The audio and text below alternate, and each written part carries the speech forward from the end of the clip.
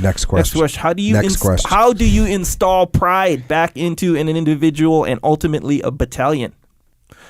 I'm on my 17th year serving in the British Army. I've been in my role for about a decade, and I'm about to move on to a different job. Recently, I've came out of my platoon bubble and noticed there are numerous issues I've identified, and I'm looking to help my COC in fixing it. All right. So you want to instill pride back into a battalion, into a unit, into an individual.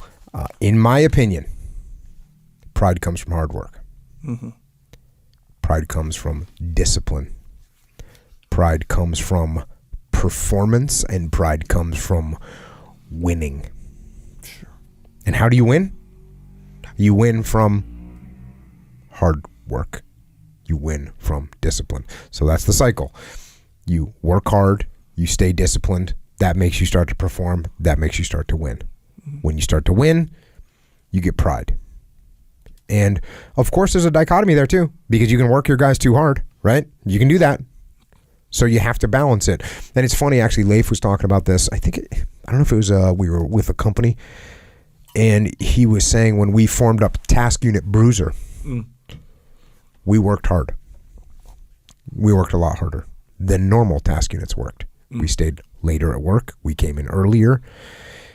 And, you know, he was saying, hey, when the first like month we were together, and Jocko's got everyone coming in early and all this stuff, and people are grumbling about it, and why do we got to do this extra stuff?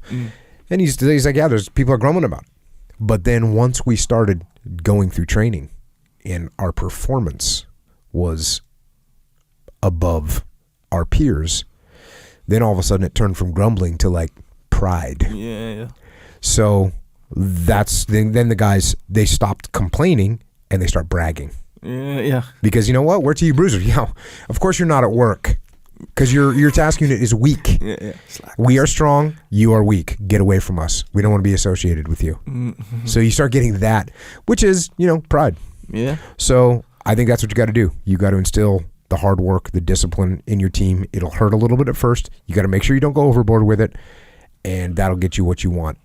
If you need further references on that, read a book called Steal My Soldiers' Hearts by Colonel David Hackworth, or read About Face by Colonel David Hackworth. He talks about this. He takes his battalion in Vietnam with no pride and turns them into people with a ton of pride. How does he do it? Makes them work hard, makes them have discipline, and then they take pride in what they're doing. Lead by example. Yes. Always. And Hackworth, he doesn't change everything at once.